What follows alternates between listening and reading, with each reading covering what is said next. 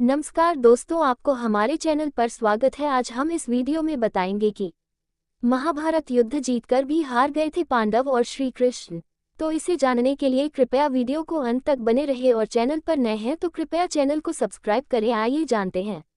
इस युद्ध में कौरवों ने 11 अक्षौहिणी तथा पांडवों ने 7 अक्षौहिणी सेना एकत्रित कर लड़ाई लड़ी थी। कुल अनुमानित 45 लाख की सेना के बीच महाभारत का युद्ध 18 दिनों तक चला और इस युद्ध में कुल 18 योद्धा ही जीवित बचे थे।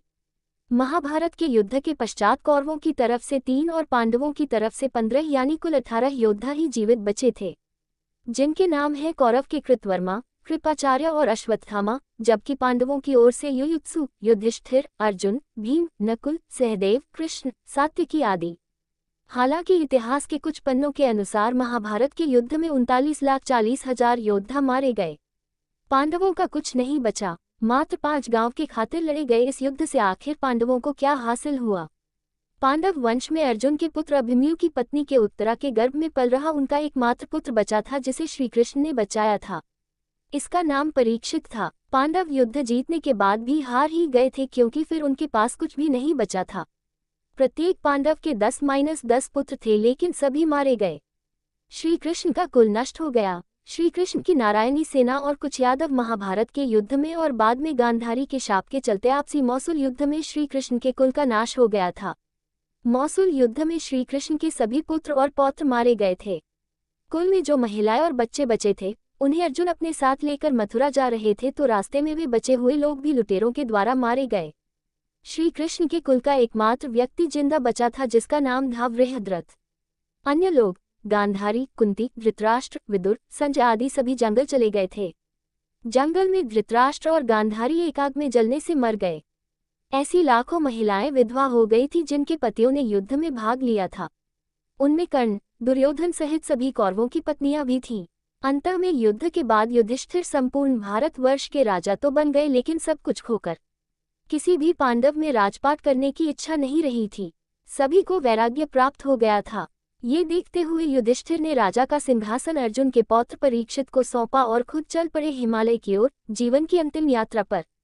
उनके साथ चले उनके चारों भाई और द्रौपदी आदि। उनसे पहले ही धृतराष्ट्र और गांधारी हिमालय चले गए थे। वही सभी का अंत हो गया था। महाभारत युद्ध के बाद इस तरह तबाह हुआ था भारत। 1947 के पहले भारत की जनसंख्या लगभग 40 करोड़ के आसपास थी। 1650 में ईस्वी में संपूर्ण धरती की जनसंख्या लगभग 50 करोड़ थी। इस प्रकार यदि हम और पीछे जाएंगे तो धरती की जनसंख्या इससे भी आधी थी। तब क्या हम यह अनुमान लगा सकते हैं कि 3112 ईसा पूर्व धरती की जनसंख्या कितनी रही होगी? अनुमान ज्ञान नहीं होता, ये वास्तविकता के करीब हो सकता है और नहीं भी। लेकिन यदि 1 करोड़ लोगों ने युद्ध में भाग लिया होगा तो निश्चित ही कम से कम भारत की जनसंख्या 5 से 6 करोड़ के बीच तो रही होगी, क्योंकि तब आज जितने शहर या गांव नहीं थे। 45 लाख की सेना के बीच महाभारत का युद्ध 18 दिनों तक चला और इस युद्ध में कुल 18 योद्धा ही जीवित बचे थे।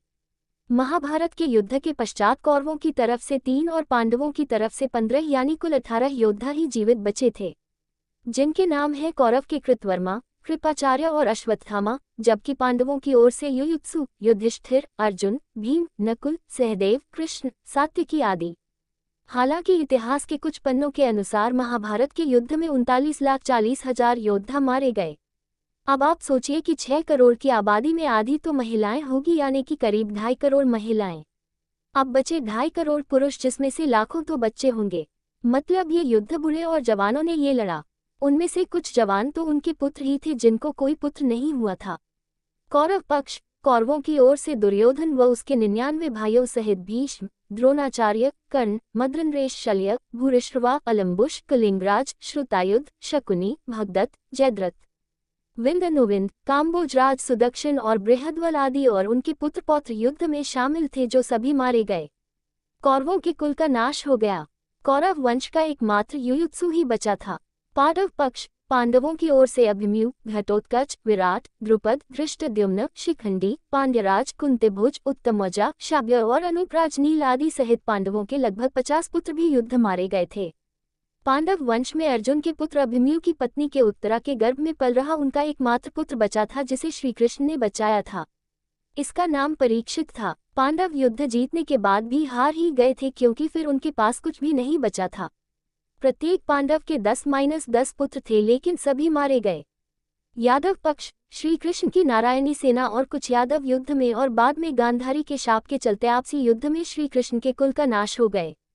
कौरवों की मां गांधारी ने श्री कृष्ण को श्राप दे डाला कि जैसे मेरे बच्चों की इतनी दर्दनाक मौत हुई है, उसी तरह तुम्हारा यादव परिवार भी आपसी युद्ध में तड़प तड़प मारा जाएगा। अन्य राजाओं का पक्ष, इस तरह हमने देखा कि इस युद्ध में कई पिता और पुत्रों ने एक साथ भाग लिया था जिसके चलते 3 पीढ़ी एक साथ खत्म हो गई थी। कौरवों और पांडवों के इस महामरण युद्ध में सिर्फ उनका ही वंश नष्ट नहीं हुआ, भारतवर्ष के कई राज्यों के राजाओं का वंश और उनकी सेनाओं का भी नाश हो गया था। इस युद्ध में देश विदेश के लाखों राजाओं, महाराजाओं और सैनिकों ने भाग लिया था। बिखर गया था भारत। हम लिख आए हैं कि किस तरह 3 पीढ़ी समाप्त हो गई थी। ऐसा में लाखों महिलाएं भरी जवान में विधवा हो गई थी। लाखों महिलाओं के समक्ष पुरुषों का संकट खड़ा हो गए था, अर्थात उनके विवाह के लिए पुरुषों का होना भी तो जरूरी है।